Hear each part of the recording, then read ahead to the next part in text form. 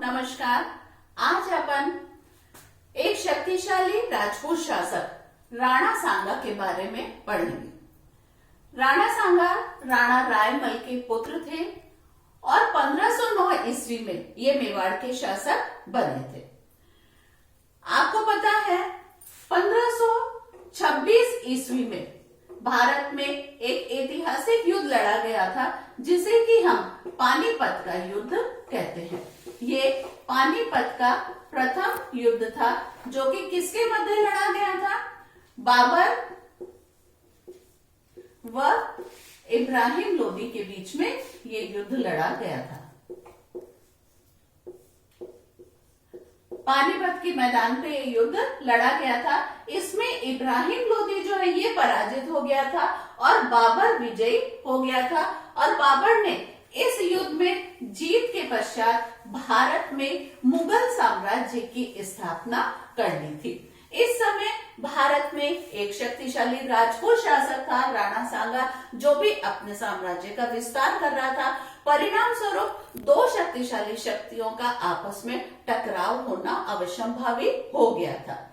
अतः 1527 ईस्वी में बाबर और राणा सांगा के मध्य एक युद्ध हुआ जो कि भारतीय इतिहास में खानवा के युद्ध के नाम से जाना जाता है, क्योंकि ये युद्ध खानवा की रणभूमि में हुआ था। अतः खानवा के युद्ध के कारण हम देखें तो सबसे पहला कारण है वचन भंग का आरोप। आपको पता है बाबर ने अपनी आत्मकथा लिखी है। कौन सी लिखी है? तुजुके। बाबर की आत्मकथा है तुजुके बाबरी। तो बाबर ने अपनी आत्मकथा में लिखा है कि राणा सांगा ने काबुल एक दूत भेजा और दिल्ली पर आक्रमण करने के लिए बाबर को आमंत्रित किया और कहा कि दूसरी तरफ से वो जो है आगरा पर आक्रमण करेगा। बाबर भारत आया और उसने दिल्ली को जीत लिया, मगर राणा सांगा उस समय तटस्थ रहा। अतः राणा सांगा को सबक सिखाने के उद्देश्य से राणा सांगा के साथ राणा सांगा ने धोखा किया। इस कारण बाबर नाराज हो गया और वो जो है राणा सांगा का विरोधी हो गया था। दूसरा कारण देखें तो दोनों ही महत्वाकांक्षी। राणा सांगा अपने आप ने हिंदूपत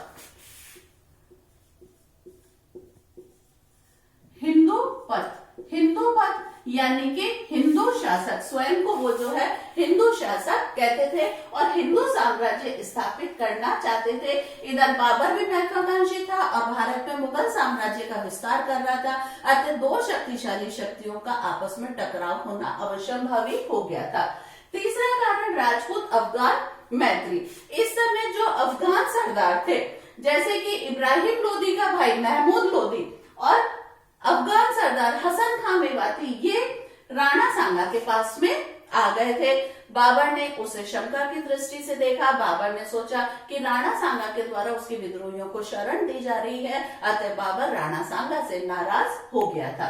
चौथा कारण सांगा के द्वारा सल्तनत के क्षेत्रों पर अधिकार। राणा सांगा इस समय दिल्ली सल्तनत के जो क्षेत्र थे उन पे अधिकार कर रहा था, जिससे बाबर नाराज हो गया। परिणाम स्वरूप ये दोनों एक दूसरे के विरोधी हो गए।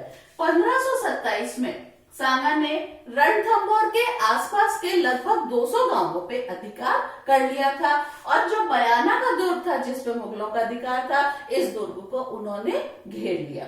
मुगल सेना बुरी तरह इस युद्ध में पराजित हुई और मुगल सेना के छक्के छूट गए और वो वहां से भाग छूटी। बाबर इस बात से नाराज हो गया। अब बाबर सीधा राणा सांगा से युद्ध करना चाहता था। दोनों शक्तियां एक दूसरे के विरुद्ध युद्ध की तैयारी करने लगी।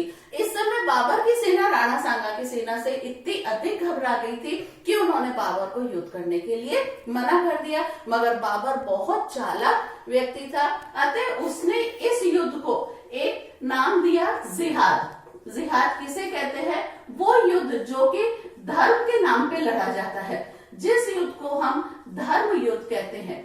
अतः धर्म के नाम पे लड़ने के लिए उसने कहा कि मैं एक सच्चा मुसलमान हूँ और इस्लाम धर्म के प्रचार के लिए मैं ये युद्ध कर रहा हूँ। अतः जो काफिर है, काफिर कौन होते हैं? काफिर जो कि गैर मुसलमान होते हैं। अतः उसने कहा कि काफिरों को सबक सिखाने के लिए यह युद्ध लड़ा जा रहा है। बाबर ने इस समय एक जोशीला भाषण अपनी सेना को दिया और कहा कि जब तक मैं भारत में अपना साम्राज्य स्थापित नहीं कर लेता हूँ, राजपूत सेना को पराजित नहीं कर लेता हूँ, ना तो मैं कोमल शैलियों का प्रयोग करूंगा, ना ही मैं अच्छे भोजन का प्रयोग करूंगा और ना ही मैं शराब का सेवन करूंगा। उसने शराब के बर्तन वगैरह सब कुछ उंडेल दिए। इससे मुगल सेना में एक नया जोश जागृत हुआ और इस प्रकार 16 मार्च 1527 को दोनों सेनाएं खानवा के मैदान में, दोनों सेनाएं कौन सी, राजपूत राणा सांगा की सेना और बाबर की सेना, दोनों आमने सामने आ डटी। ये देखिए, ये खानवा, ये इस जगह पे है, ये भरतपुर के पास में मैदान है, खानवा का मैदान। दोनों सेनाएं आमने सामने आ डटी। राणा सांगा की सेना बहुत शक्तिशाली थी और बहुत वीरता से लड़ रही थी और प्रारंभिक दौर में उन्होंने मुगल सेना को पराजित कर दिया था। मगर ये राणा सांगा का दुर्भाग्य था कि वो हाथी पे बैठा हुआ था। ऊंचे ओहदे पे बैठने के कारण सीधा तीर जाके राणा सांगा को लगा, उनके सर में लगा, वो घायल हो गए, मूर्छित हो गए। मूर्छित अवस्था में उनको रणभूमि से ले जाया गया। बाद में सरदारों ने युद्ध का संचालन किया, मगर अब मुगल सेना का पलड़ा भारी हो गया था और इस प्रकार राजपूत लोग पराजित हो गए थे और खानवा के युद्ध में बाबर विजयी हो गया था। अब हम देखेंगे कि खानवा के युद्ध में राणा सांगा की पराजय के क्या कारण थे। पहला हम कारण देखें तो बयाना विजय के बाद बाबर को जो है राणा सांगा ने तैयारी का मौका दे दिया था। ये राणा सांगा की बहुत बड़ी भूल थी कि बयाना के युद्ध में पराजित होकर जब मुगल सेना भाग रही थी तो राणा सांगा के द्वारा उस भागती हुई सेना का पीछा नहीं किया गया और बाबर को एक समय, अच्छा खासा समय दे दिया गया युद्ध की तैयारी के लिए, जिसके कारण बाबर ने जो है आगे बढ़ के आक्रमण किया और राणा सांगा को पराजय का सामना करना पड़ा। दूसरा, युद्ध में परंपरागत हथियारों का प्रयोग। बाबर के पास में बंदूकें थी, तोपें थी, जबकि राणा सांगा की सेना भाले, तीर कमान इत्यादि से युद्ध लड़ रही थी। इस प्रकार परंपरागत हथियारों के कारण राणा सांगा की सेना पराजित हो गई। तीसरी बात, सेना में एक रूपता नहीं थी। सब सरदारों की सेना इसमें राणा सांगा की सेना में सम्मिलित थी, अतः एक समानता का उसमें अभाव था, जिसके कारण भी राजपूत सेना पराजित हो गई। चौथी बात, राणा सांगा की सेना में हाथियों की संख्या अधिक थी और ये हाथी जब इन्हें कोई तीर वगैरह लग जाता था तो ये पीछे की तरफ आते थे और अपने ही सैनिकों को पैरों तले रौंद देते थे, जिसके कारण राजपूत सेना पराजित हो गई थी। इस प्रकार खानवा के मैदान में राणा सांगा की सेना पराजित हो गई थी। खानवा के युद्ध के परिणाम, सबसे पहली बात, भारत में अब राजपूत सर्वोच्चता समाप्त हो गई थी। राणा सांगा जो दिल्ली पर अधिकार करना चाहते थे, हिंदू साम्राज्य की स्थापना करना चाहते थे, उनका वो स्वप्न चूर चूर हो गया। दूसरा, भारत में मुगल साम्राज्य को सुदृढ़ता प्रदान हुई, मुगल साम्राज्य का विस्तार हुआ। और तीसरी बात, मेवाड़ की सर्वोच्चता भी समाप्त हो गई थी। राजपूतों की प्रतिष्ठा को इससे ठेस लगी थी। तो इस प्रकार खानवा के युद्ध के परिणाम स्वरूप राजपूतों का भारत में साम्राज्य का स्वप्न चूर हो गया था। इस युद्ध के पश्चात जब राणा सांगा को होश आया और उन्हें युद्ध स्थिति का पता चला तो वो बहुत दुखी हुए और 1528 में जब बाबर चंदेरी के युद्ध के लिए जा रहा था तो राणा सांगा ने वापस से बाबर का मार्ग रोकने का प्रयास किया, मगर जो राणा सांगा के सरदार राणा सांगा के युद्ध के विरुद्ध थे, उन्होंने ही राणा सांगा को जहर दे दिया और इस प्रकार 1528 ईस्वी में राणा सांगा की मृत्यु हो गई थी।